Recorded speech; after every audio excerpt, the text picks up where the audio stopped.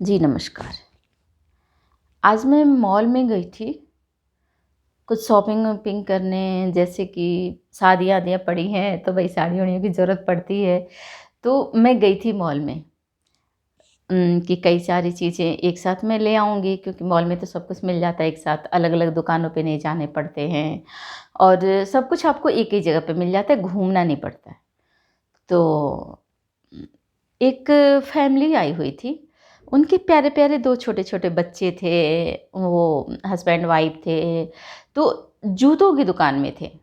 मैं बगल में ही थी और वो जूतों की दुकान पे थे। तो आता एक उनका जो छोटा-सा बच्चा था, आता गिरा देता जूता। जूता गिरा देता और उनकी मम्मी कहती कि बेटा क्यों गिरा रहे हो?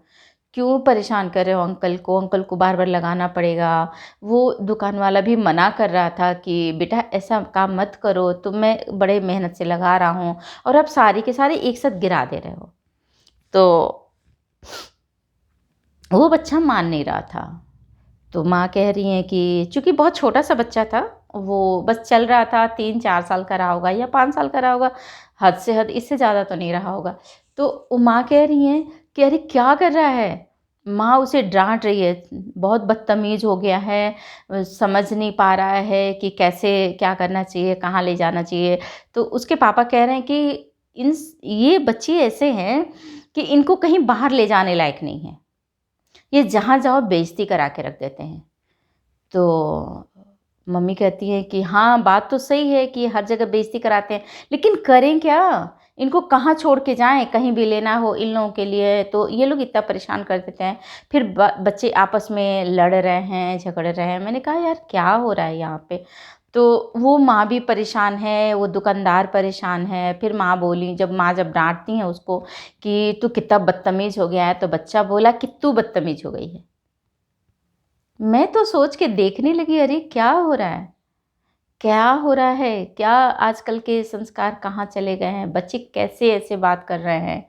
फिर माँ ने मारा तो बच्चा ने भी हाथ चला दिया। अब चूँकि छोटा-सा बच्चा 3-4 साल के बच्चे से कितनी चोट लगेगी? लेकिन फिर भी हाथ तो चला दिया ना। ज़ाहिर-सी बात है, फिर उसका बाल खींच अपनी माँ का बाल पकड़ के खींच लिया कि तुम हमेशा मारती रहती हो, तुम मेरे को प्यार नहीं करती हो। मैं सोचने लगी कि ये गलती किसकी है?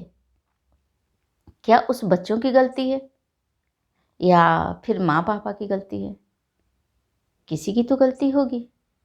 वही मैं सोच रही थी कि चलो इस पे मैं कंटेंट बनाऊँगी। क्योंकि अक्सर मैं देखती हूँ कि बाहर में बच्चे लड़ते हैं, झगड़ते हैं, माँ-बाप का कहना नहीं मानते हैं, ना अपनी माँ का कहना मानते हैं, ना शायद पिता भी परेशान हो जाते हैं या बाहर में थप्पड़ देना पड़ता है। तो ऐसा क्यों होता है? क्यों आपका बात बच्चा नहीं मानता है? आपको क्यों थप्पड़ देना होता है? तो वही मैंने सोचा कि यार ये जब बच्चे छोटे हैं और इनको तभी से आप समझाओ कि तू नहीं आप बोलो।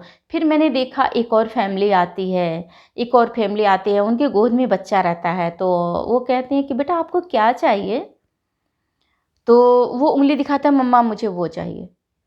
तो ठीक है बेटा मैं दिलाती हूँ।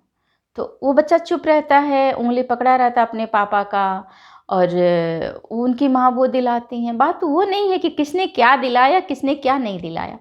बात ये है कि देखो वहीं मैंने देखा, मुझे बड़ा अच्छा लगा इस चीज़ को, क्योंकि देखो वो अपने बच्चे से कैसे बात कर रही हैं, बेटा आपको क्या चाहिए? वो बच्चा क्या कह रहा है, मम्मा आप मेरे को वो दिला दो। ठीक है, बच्चे हैं, बच्चों का काम है ज़िद करना। बच्चे माँ-बाप से नहीं माँगेंगे तो किससे माँगेंगे? और माँ-बाप का काम है कि उनका अच्छे से परवरिश करना, देखभाल करना, उनको संस्कार देना या उनकी ज़िद पूरी करना, उनके मन को रखना, उनकी हर बात ज़्यादातर बातों को मानना जिसमें कोई प्रॉब्लम ना हो। लेकिन साथ-साथ में ये भी ज़रूर बताना चाहिए कि हाँ, नहीं, ये गलत है।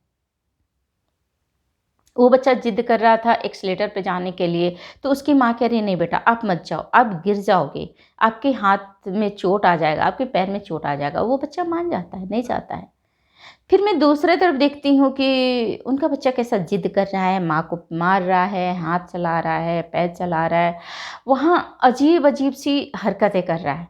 वो परेशान है। मैंने दोनों तरफ देखा, फिर सोचने लगी कि यहाँ गलती किसकी? किसकी गलती? माँ की, पिता की, बच्चों की, किसकी? तो मुझे जहाँ तक ये समझ में आया कि सारी गलतियाँ तो पेरेंट्स की ही होती है कि वो बचपन में या हर चीज़ को ना मना करें, हर चीज़ को हाँ ना करें।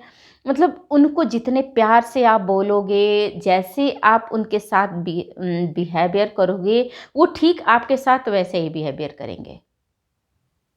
जैसे एक को मैंने वहीं देखा, उसको हाय करना सिखाया कि मम्मा ने कि बेटा ये किसी चीज़ को ना टच करो, ना छुओ, जो तुम्हें चाहिए मैं दिला रही हूँ। और एक जगह मैंने देखा कि बच्चा ना माँ का बात मान रहा है, ना पिता की बात मान रहा है, 4 आदमी के सामने उनको हाथ उठाना पड़ रहा है।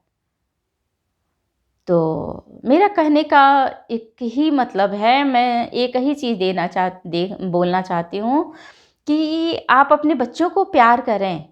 मेरे को उससे कोई वो नहीं है। आप सब बच्चों को प्यार करते हैं, मैं भी अपने बच्चों को बहुत प्यार की हूँ, तो आप भी प्यार करें। लेकिन साथ में उनको संस्कार ज़रूर दें। आप ये कभी ना समझें कि वो बच्चे छोटे हैं और उनको आप जैसे बोलेंगे वैसे ही वो बच्चे बोलेंगे। और उसी प्रकार से आप अपने बड़ों के साथ जैसा व्यवहार करेंगे, वो बच्चे भी वैसा ही व्यवहार करेंगे। अगर आप अपने बच्चों के सामने, अपने बड़ों के साथ अगर आप गलत व्यवहार करते हो, तो आप चाहे जितना सिखा लो, वो बच्चे आपके साथ आज नहीं तो कल वैसा ही व्यवहार करेंगे, बल्कि उससे भी बदतर करेंगे। तो बस मेरा यही अनुरोध है आप सबसे कि प्लीज़ बच्चों का भविष्य ना बिगाड़ें और उन्हें समझें, उन्हें केवल छोटा बच्चा ना समझें, वो आपके भविष्य हैं और कल वो उन्हें ही आपका देख-रेख करना है। तो ये चीज़ मैंने देखा आज मॉल में तो मुझे अच्छा लगा, मैंने सोचा कि चलो इसका मैं कंटेंट बनाती हूँ और आपको डाल देती हूँ। ठीक है जी, नमस्कार।